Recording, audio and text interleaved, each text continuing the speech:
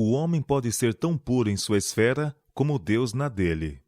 Parte do artigo A Si Mesmo Se Purifica, na revista Sinais dos Tempos, de 20 de junho de 1895. Amados, agora somos filhos de Deus, e ainda não se manifestou o que havemos de ser. Sabemos que quando ele se manifestar, seremos semelhantes a ele, porque havemos de vê-lo como ele é. São João capítulo 3, verso 2. A herança do povo de Deus é discernida por meio da fé na palavra de Deus. A vida eterna é esta, que te conheçam a ti mesmo, o único Deus verdadeiro, e a Jesus Cristo a quem enviaste. São João capítulo 17, verso 3. Pela fé, os filhos de Deus obtêm o conhecimento de Cristo e acalentam a esperança de seu aparecimento para julgar o mundo com justiça, até que se torne uma gloriosa expectativa. Pois então o verão como ele é, e se tornarão semelhantes a ele, e sempre estarão com o Senhor. Os santos que dormem serão então chamados para fora de suas sepulturas, para uma gloriosa imortalidade. Quando chegar o dia do livramento, então vereis outra vez a diferença entre o que serve a Deus e o que não o serve. Quando Cristo vier, será para ser admirado por todos os que creem, e os reinos deste mundo tornar-se-ão os reinos de nosso Senhor e Salvador Jesus Cristo. Os que estão aguardando a revelação de Cristo nas nuvens do céu, com poder e grande glória, como Rei dos Reis e Senhor dos Senhores, procurarão representá-lo perante o mundo na vida e no caráter. E assim mesmo se purifica todo o que nele tem esta esperança, assim como ele é puro. 1 João capítulo 3, verso 3. Odiarão o pecado e a iniquidade, assim como Cristo odiou o pecado. Guardarão os mandamentos de Deus, como Cristo guardou os mandamentos de seu Pai. Compreenderão que não basta aquecer nas doutrinas da verdade, mas a verdade tem de ser aplicada ao coração e praticada na vida, a fim de que os seguidores de Cristo possam ser um com ele, e os homens sejam tão puros em sua esfera como Deus na dele.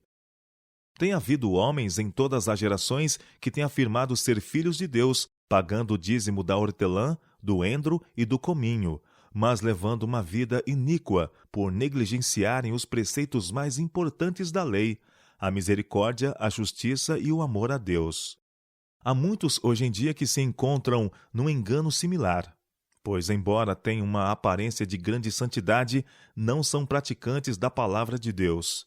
Que se pode fazer para abrir os olhos dessas almas que se iludiram a si mesmas, se não apresentar-lhes um exemplo de verdadeira piedade, não sendo nós mesmos somente ouvintes, mas também praticantes dos mandamentos do Senhor, refletindo assim a luz da pureza de caráter sobre o seu caminho? Os filhos de Deus não serão semelhantes às pessoas mundanas, pois a verdade recebida no coração será um meio de purificar a alma e de transformar o caráter, tornando o seu recebedor da mesma mentalidade que Deus. A menos que alguém se torne da mesma mentalidade que Deus, ainda se encontrará em sua depravação natural. Se Cristo estiver no coração, ele aparecerá no lar, na oficina, no mercado, na igreja.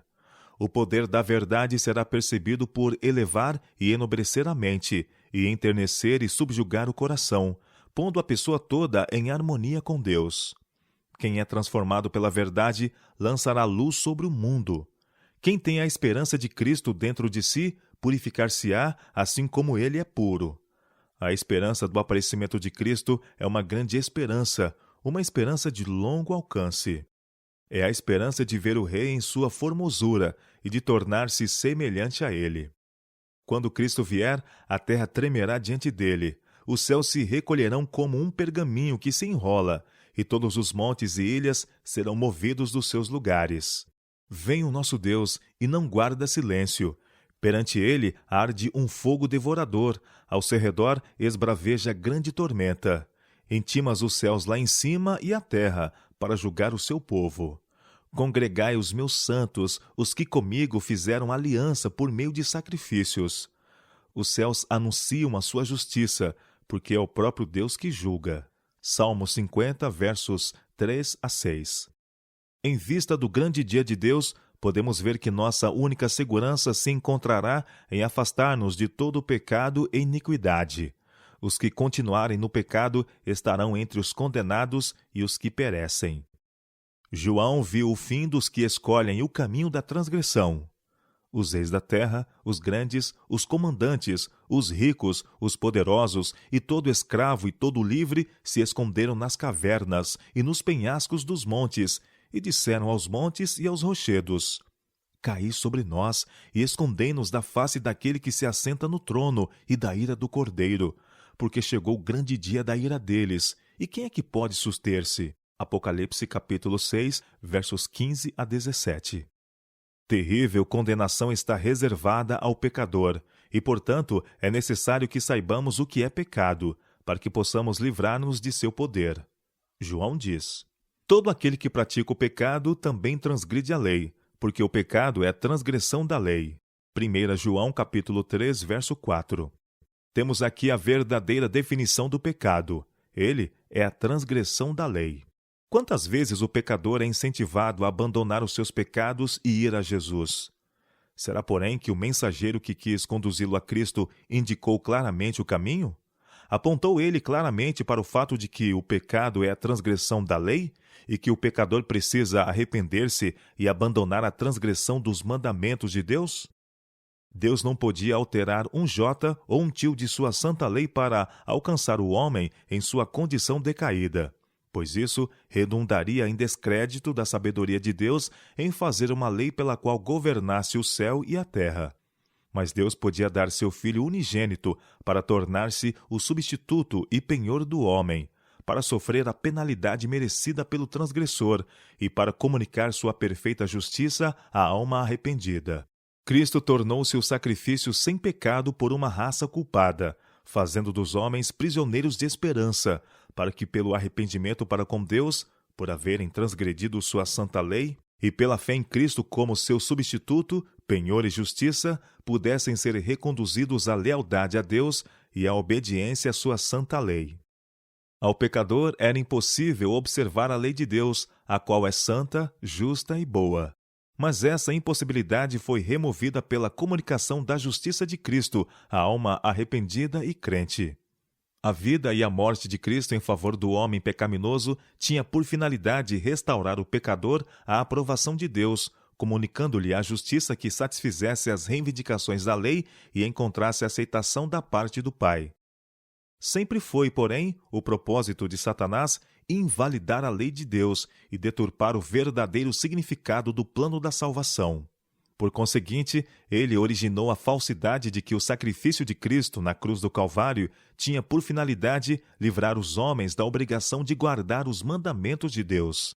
Ele tem impingido ao mundo o engano de que Deus aboliu sua Constituição, lançou fora seu padrão moral e invalidou sua santa e perfeita lei. Caso houvesse feito isso, quão terrível teria sido o custo para o céu. Em vez de proclamar a abolição da lei, a cruz do Calvário proclama tonitruantemente o seu caráter imutável e eterno. Se a lei pudesse ser abolida e mantido o governo do céu e da terra e dos incontáveis mundos de Deus, Cristo não precisava ter morrido. A morte de Cristo destinava-se a resolver para sempre a questão da validade da lei de Jeová.